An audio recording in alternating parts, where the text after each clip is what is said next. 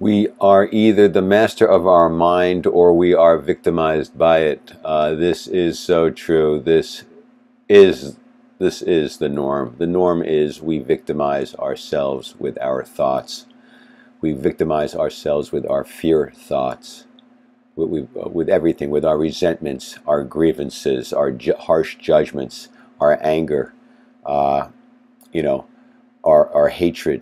Uh, we victimize ourselves with our self-loathing thoughts, thoughts of shame and guilt and regret and remorse, and we attack ourselves with our inner critic telling us we're stupid and we're not good enough and no one really cares about us and no one loves us, and if we weren't here it wouldn't matter to anybody and life is pointless and we're pointless, and and we should kill ourselves. There's so much inner noise going on in our heads, in our minds all the time. The inner noise of the inner critic. Why bother? It's not going to work. It's not going to work out. No matter what you do, something's always going to go wrong. If there wasn't bad luck, you'd have no luck at all. Give it up. Don't even bother trying. Yeah, stay in your room. It's all pointless. The inner critic we terrorize ourselves with inner critic thoughts that immobilize us and paralyze us. We terrorize ourselves with fear thoughts about the future, because you broke up with your girlfriend or boyfriend last Tuesday, and now you're you're having panic attacks right and left. Yeah, you're 28 years old.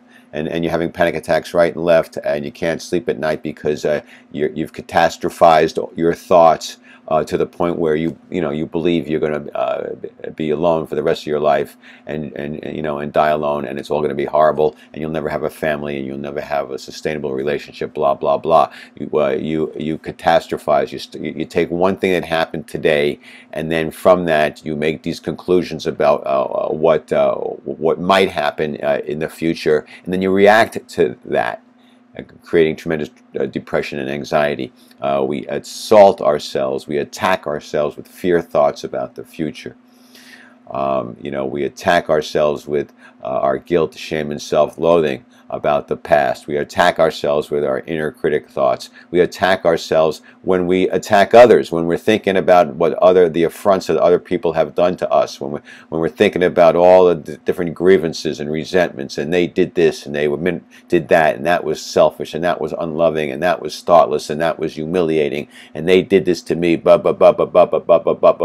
You're just wasting your own time. Okay, you're just wasting your own headspace. You're keeping yourself stuck in chaos and negativity. All that time spent grousing about what people have done to you, and how unfair life is, doesn't get you to a better place. It doesn't change the past. It doesn't, it does change the future, because while you're busy grousing, and ruminating over all this crap, you're not doing something else that could be productive. Even taking a nap would be more productive than chewing yourself out and beating yourself up, and or chewing yourself up over what other people have done to you. You need to let it go. Let it all go. If there's stuff in the past to think about, that's new information that you need to analyze in order to decide what to do, okay.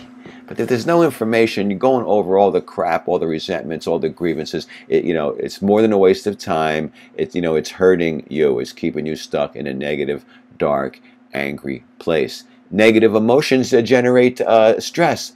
Stress affects your immune system. Suddenly it's easier to get sick. It's harder to get well. Your mind is running the show, okay? Your mind is in charge of your body. It's in charge of everything, but we're not in charge of our mind. We're on automatic pilot. We don't realize that a lot of our illnesses are due to choices that we make. A lot of unconscious choices, but a lot of conscious choices too, because we're not aware of what we're doing, because we're not informed. We're not really paying attention. Yeah. Well, we attack ourselves, we terrorize ourselves with our thoughts rather than being in charge of our thoughts. If we have a fear thought about the future, we decide, well, what is there something we can do to change the possibility of that negative outcome happening? Yeah, there's some things I can do. Okay, do them. Take action. Be proactive. Do it now. But if there's nothing you can do about the possibility that someday you may get Alzheimer's, for example, yeah, do the best you can not to get Alzheimer's. Yeah, eat the right foods, the exercise, do all the things they tell you to do. But after that, you can't be sitting around being terrified about getting Alzheimer's or getting multiple sclerosis or getting ALS or getting hit by a bus you know, or becoming homeless someday. You do what you can to make your life work. But after that, terrorizing yourself with all the what ifs is a huge mistake. It's not good. Catch yourself. Discipline your mind. Learn how to shut off the fear thoughts that serve no good purpose. If you have a fear thought that is there to help you make a decision, to protect yourself, to keep you safe, fight or flight, whatever it might be, fine. But if the fear thoughts are just about stuff out of your control, you need to let them go. Accept what you can change. Have the courage to change the things you can. And the wisdom to know the difference. That's called the serenity prayer. And it works. And you should apply it in your life as much as possible.